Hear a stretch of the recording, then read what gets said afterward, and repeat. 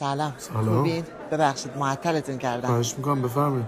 بعد 3 سال پاییز امسال من بارونی خریدم، همه لینن تنشونه. شانس سگی منه، چون کافه تو بالا شهر بود، منطقه کوهستانی به نظر میرسید. بود چرا پوشیدم من؟ خدایا سمت ما بارون بود، من خبری نیست.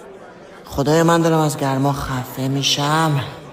خدایا عجب غلطی کردم اینو پوشیدم. خب چی میل داری من سفارش بدم؟ من لیموناد با یخ میخورم. تو این هوا چایی بیشتر داشتم نمیچسته؟ میومدم مامانم بعد از ظهر بیدار شدیم چایی خوردیم. نه آخه سردتون هم هست، پاهاتون میلرزه. نوشیدنی گرم نمیخوری؟ چربی نهار هنوز رو گلومه. یه لیموناد بخورم بسوره ببر. همه دخترها لگ نسکافه‌ای، لگ قهوه‌ای کمرنگ، من توسی چرا پوشیدم؟ ناخونگیر میمونم. اینو چرا انقدر صفر کردم؟ استاد دانه 7 تکواندو هم مگه؟ البته بذار صفر کنم، شکم پلو منم ازت بیرون.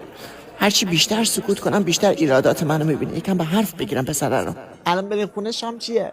اول شما. حالا شما بگی. هوا که یه جوریه فکر کنم یا خوراک لوبیا باشه یا املت شام ما. نه مامانم استانبولی داشتیم نهار بیشتر درست کرد، گفت همونو شام میخوریم. ما هم نمیدونم شام چیه. اولویه 3 شب پیشمونم هست. بذاری من زنگ بزنم از خونه بپرسم، نمیدونم شام چیه. الو مامان جان. سلام مامان. خوبی قربونت برم عشق من. عشقم شام چیه؟ عمه مهینینا اینجا گردن درست کردن. میبینمت. مواظب باش. فدات بشم عشق من. حالا تو زنگ بزن بذار رو اسپیکر. بلندگوی گوشیم خرابه. الکی بذار رو اسپیکر. چشم. الو. بله.